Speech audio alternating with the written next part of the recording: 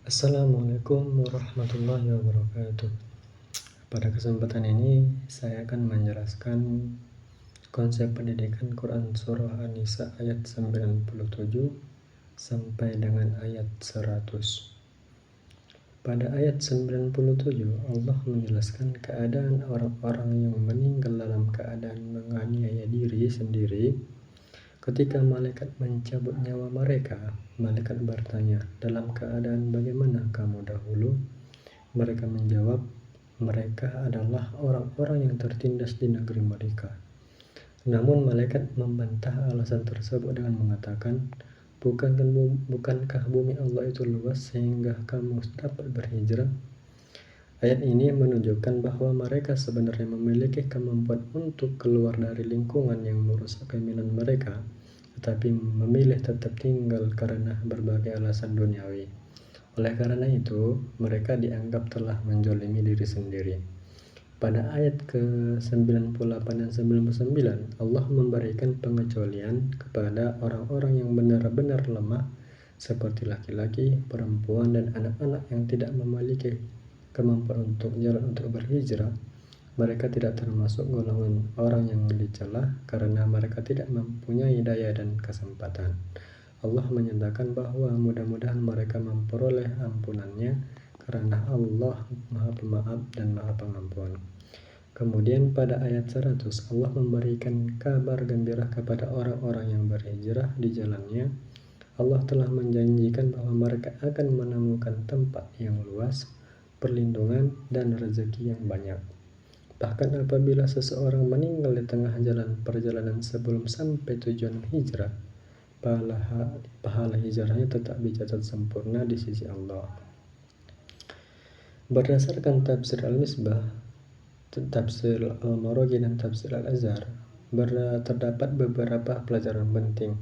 Menurut Quraisyab, dalam tafsir Al-Misbah, hijrah bukan perpindahan fisik, tetapi usaha untuk mencari lingkungan yang lebih baik demi menjaga agama dan mengembangkan diri.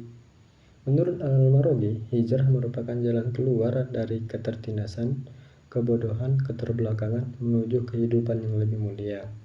Sedangkan menurut Hamka dalam tafsir Al-Azhar, menekankan banyak meninggalkan kampung halaman demi mempertahankan iman merupakan ujian yang sangat berat, tetapi Allah menjanjikan ketenangan dan pertolongan bagi orang-orang yang melakukannya.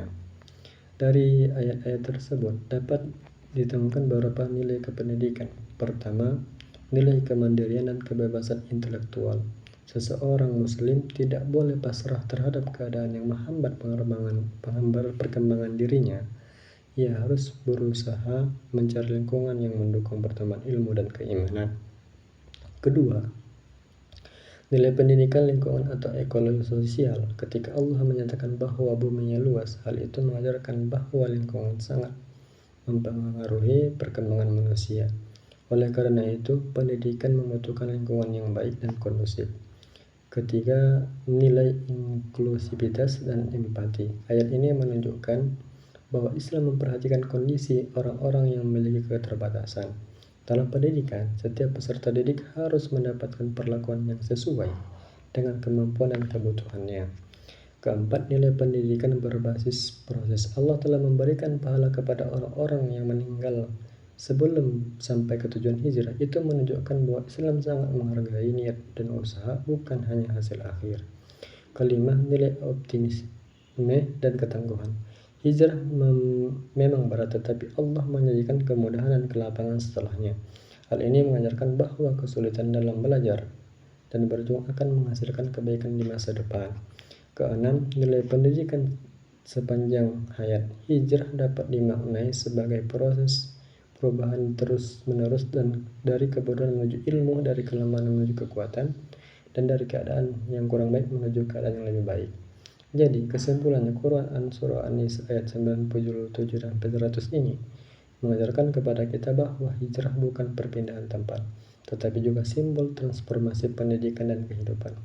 Melalui ayat ini, kita diajarkan untuk berani keluar dari lingkungan yang menghambat pengembangan diri kita, terus belajar, menjaga keimanan, serta berusaha menjadi pribadi yang lebih baik sepanjang hayat. Mungkin cukup sekian yang dapat saya sampaikan. Wassalamualaikum warahmatullahi wabarakatuh.